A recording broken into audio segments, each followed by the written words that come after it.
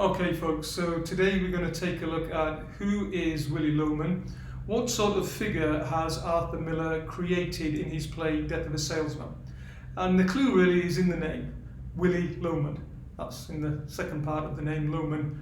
Don't concentrate too much on the first part of the name. So the name Loman suggests somebody who is low, at the bottom, and in many respects Miller's created this character that is emotionally low. You know, he ends up committing suicide at the end of the play. He is financially low. He's bumping along the bottom of the society. He's very different to some of the other characters that we've seen. You know, Oedipus Rex, Rex being the king. You think of the great tragic heroes, Prince Hamlet, King Lear.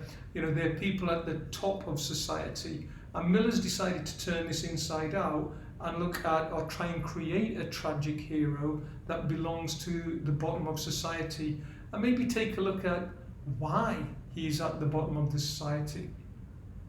So the original name of this play is called Inside of His Head, and what Miller's aim was to try and create Willy's consciousness on stage. So you get the current events coming at him. Biff comes home, Happy comes home, Linda's there.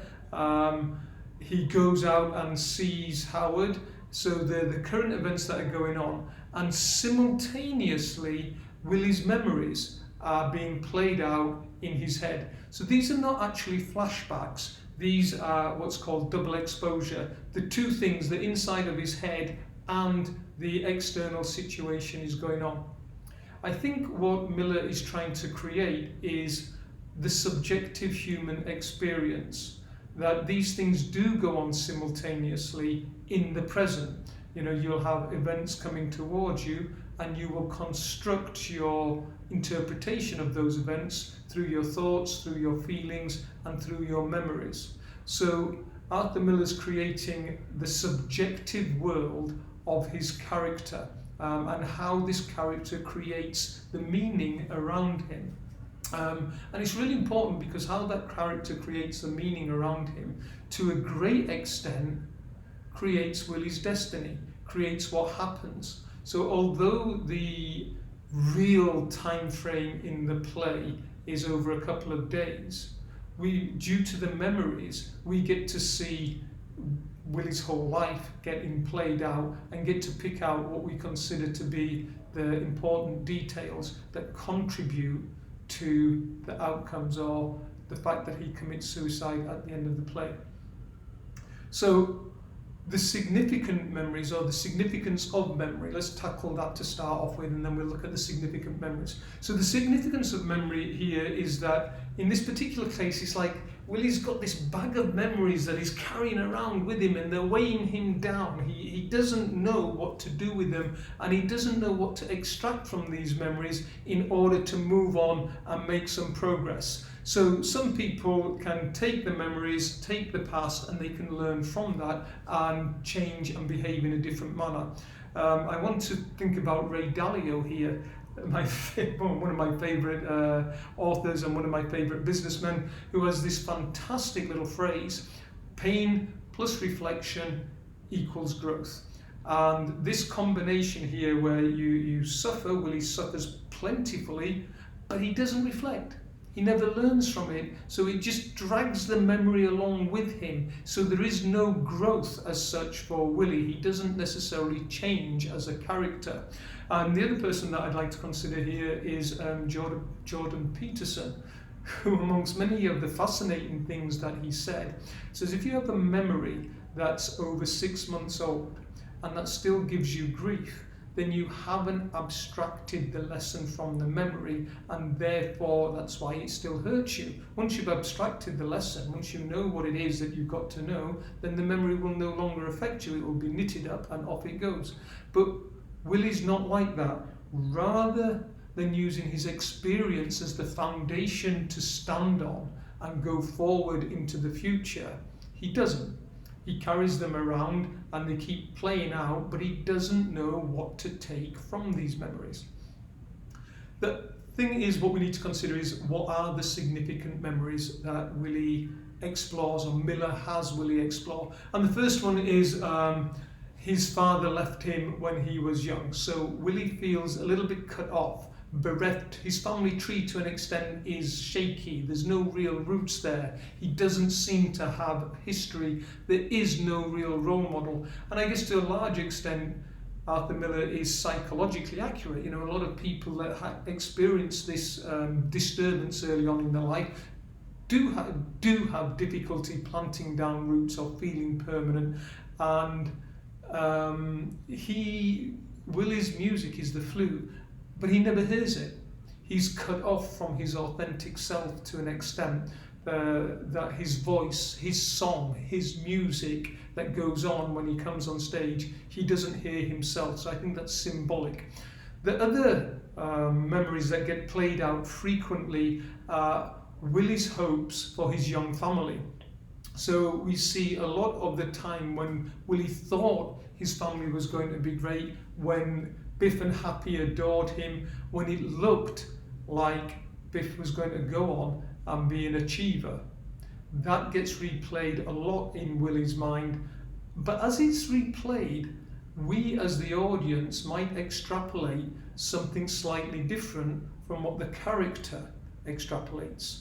Willy doesn't seem to recognise the flaws in his parenting and the flaws in his views of things. So we can see the values that Willy exposes through or expounds through his memories. And then the final significant memory is Willy's affair that was discovered by Biff, and that brought an end to the happy family game that Willy was playing.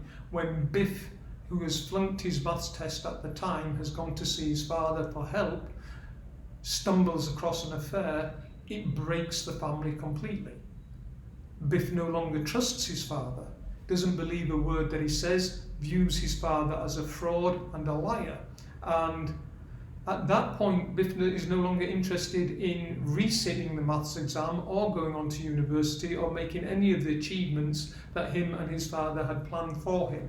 And so there's a huge amount of guilt around that Willy seems to be dragging along with him, that he doesn't know what to do because he can't really confront that situation, or he doesn't confront that situation truthfully.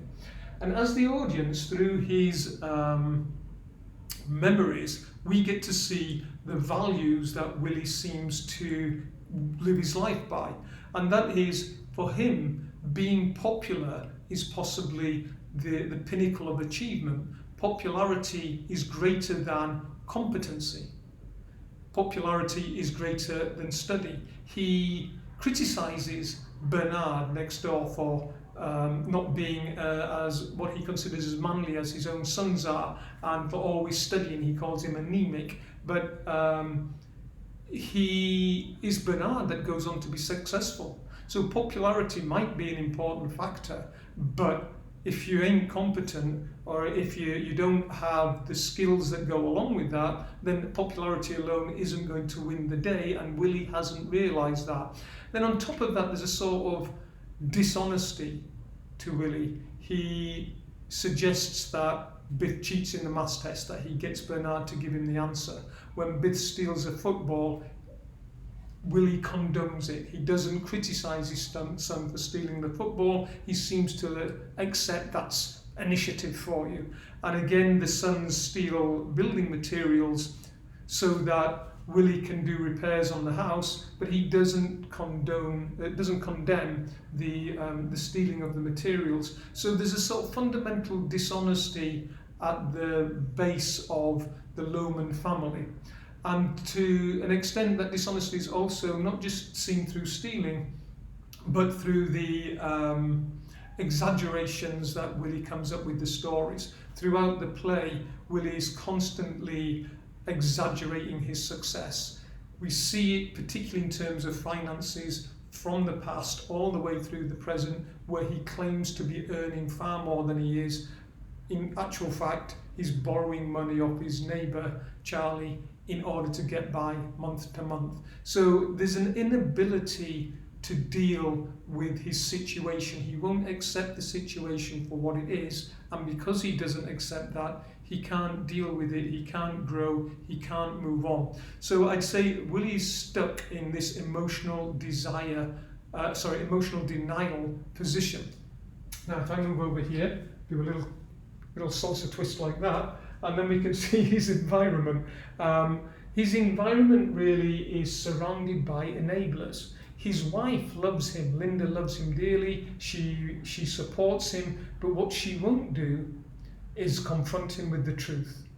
So when she discovers the rubber hose, she doesn't ask him what it is and what it's intended for. When she knows that the money isn't adding up to what Willy claims it is, she doesn't say anything about it. I guess she massages his ego, let's put it like that. But the problem with massaging his ego is that he doesn't have to own up to what is actually going on. And then on top of that, Willy passes his dishonesty down to his children. As we've said, they've been stealing when they were younger, and to an extent they continue that as they get older.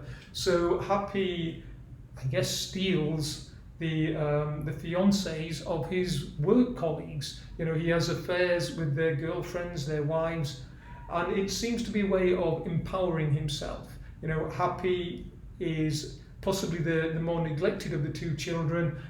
He wasn't the athletic superstar that Biff was, and maybe as a way to build himself up or to feel good about himself, he steals their girlfriends. You know, he has no intentions of having a long-term relationship. It's just maybe getting one over in a sort of sick way over his colleagues. And Biff, we find out through the course of the play, has also been stealing, but he stole a pen from Bill Oliver when he went there to ask for a loan. But prior to that, he was in prison for stealing and he didn't have an address. So we see how intergenerational these values are passed on through Willy. You know, Willy was bereft of his father, and then he passes on these, let's call them rubbishy values, to his kids.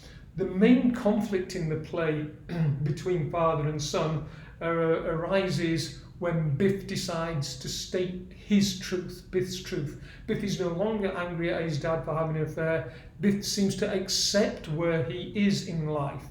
That is to say, he realizes that I think he's a dime a dozen, but he's okay with that. He doesn't have to be some super salesman. He's not aspiring to be some great businessman anymore. He realizes he loves being out in the country. It gives him joy. In a sense, Biff's resolves what Willy couldn't. Willy really belongs in a world where he works with his hands. That's what he excels at. That's what would make him happy.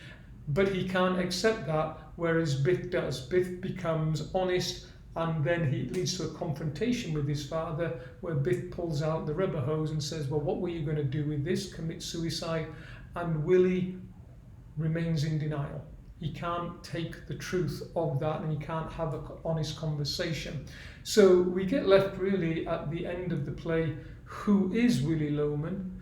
Well, I guess Arthur Miller's created a character, or a composite of features of a character who can't deal with his experiences in the past, can't deal with them honestly, can't admit his failures and learn from them and move on, and as a result of that is very emotionally fragile. He passes those values down to his generation, and ultimately he sees the only way out for him is to commit suicide, and that the legacy of the insurance payment, which he hopes will be paid out, is something that he can hand down to the kids.